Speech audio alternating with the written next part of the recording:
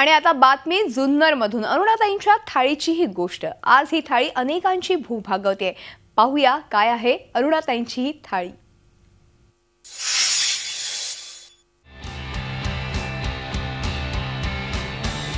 मंचर आंबेगाव तालुक्यातलं हे रेणुका माता महिला बचत गटाचं दुकान अवघं 7x7चं।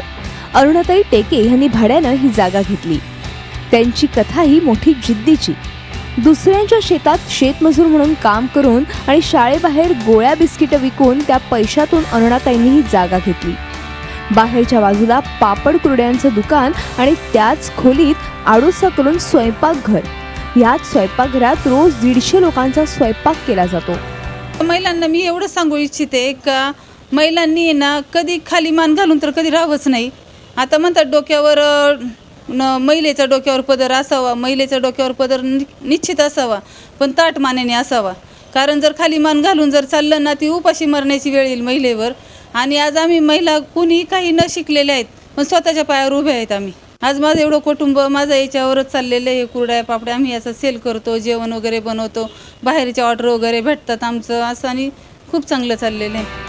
अरुणाताई आणि त्यांच्या बचत गटातल्या महिला रोज मंचरमधल्या ग्रामीण रुग्णालयातल्या रुग्णांना डबे पुरवतात। अरुणाताईंची थाळी नावानंच त्यांचा हा डबा मंचरमध्ये ओळखला जातो।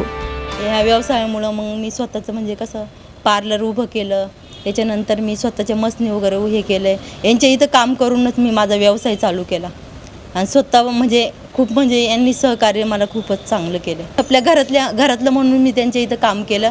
कधी म्हणजे असं दुसरीकडे वगैरे कधी काम वगैरे नाही केलं, पण यांच्या व्यवसायामधून मी माझा स्वतःचा व्यवसाय उभा केला। अरुणाताईंनी जिद्दीनं ह्या व्यवसायाला सुरुवात केली। इतर महिलांनाही त्यामुळे रोजगार मिळाला। विविध प्रदर्शनांमध्ये बचत गटाचा स्टॉल लावून त्यामधूनही आता रेणुका माता बचत गटाला उत्पन्न मिळतंय। अरुणाताईंची थाळी द्रौपदीची थाळी ठरो अशाच त्यांना शुभेच्छा। सईदीप ढोबळेसह bureau report Zee media Junnar. Zee 24 तास रहा एक पाऊल पुढे।